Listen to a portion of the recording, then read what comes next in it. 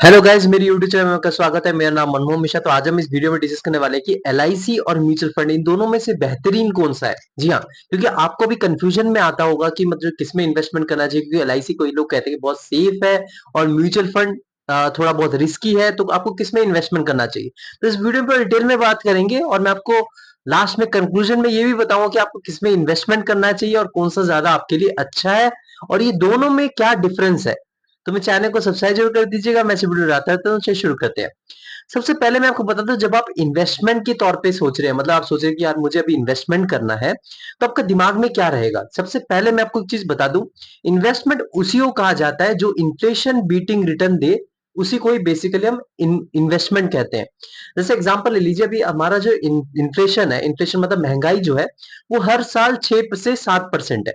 तो 6 से 7% आपकी महंगाई हर साल बढ़ते जा रही है।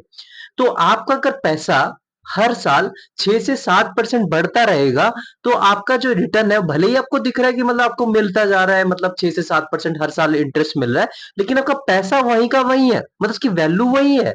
आप सोच रहे कि नहीं यार, मेरे पैसा तो बढ़ रहा है, लेकिन ऐसा कुछ नहीं बढ़ रहा है, क्योंकि आपका इन्फ्लेशन बीटिंग रिटर्न मिलना जरूरी होता है अगर आप इन्वेस्टमेंट के तौर पे सोच रहे हैं।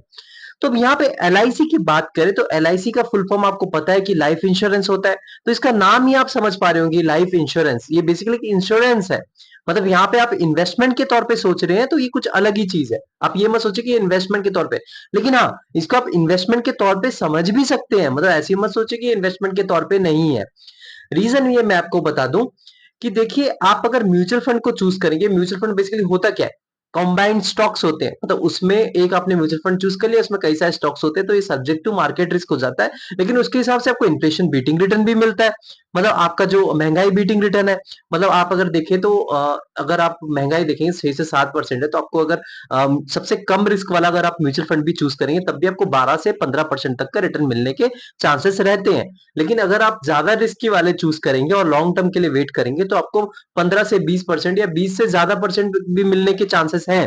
तो ये जो चीज है, तो आप समझ पा रहे होंगे कि मतलब लॉन्ग टर्म में मैं आपको बता रहा हूँ, 1% या 2% का डिफरेंस भी बहुत ज्यादा लाखों करोड़ों का डिफरेंस बन जाता है। लेकिन अगर आप एलआईसी की बात करें, तो एलआईसी में आपको जो रिटर्न मिलता है वो 5 से 6% या ज्यादा से ज्यादा 7% तक का रिटर्न मिलता है। तो वो जो रिटर्न है, वो आपको सिर्फ महंगाई से बचा रहा है। मतलब महंगाई से बचा भी नहीं रहा है, मतलब वो मत सोचिए कि बचा रहा है, बचा भी नहीं रहा है, महंगाई के साथ साथ चल रहा है। और मैं आपको बता रही एफडी से भी आपको थोड़ा सा माइनर रिटर्न कम मिलेगा। एफडी में अगर आपको 7% तक का रिटर्न मिल रहा है, तो आपको एलआईसी में देखेंगे तो आप ओवरऑल कैलकुलेशन करेंगे तो आपको 6% तक का रिटर्न मिलेगा। कुछ कुछ आप अगर छोड़ दे, कुछ कुछ चीजें, जैसे एग्जाम्पल ले लीजिए, आपका एलआईसी का जैसे जीवन उमंग हो गया, जीवन आनंद हो गया, ऐसे कुछ सारे प्लान है जिसमें आपको 7 से 8% तक का रिटर्न मिल जाता है।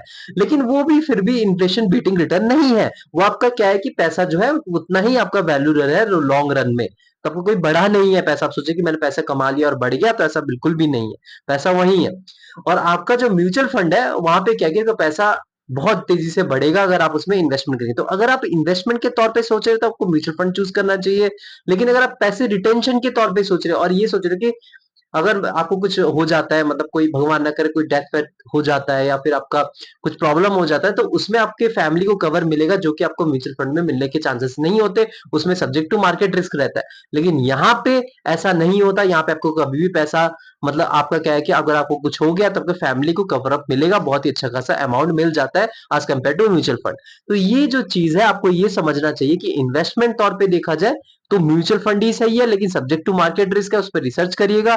लेकिन अगर आप ये सोच रहे हैं कि मतलब मुझे कवर अप मिल जाए, मुझे कुछ साल बाद मैं 7 से 8% तक रिटर्न से खुश हूं, मुझे ज्यादा नहीं चाहिए, तो आप तब एलआईसी की तरफ जा सकते हैं। आपको उतना तक फिक्स रिटर्न मिल जाता है। और मैं आपको बता रहा हूं, एलआईसी उस मामले में भी खराब नहीं है, क्योंकि मैं आपको एक चीज बता दूं, इंडिया जो अभी है वो डेवलपिंग नेशन है। ठीक है।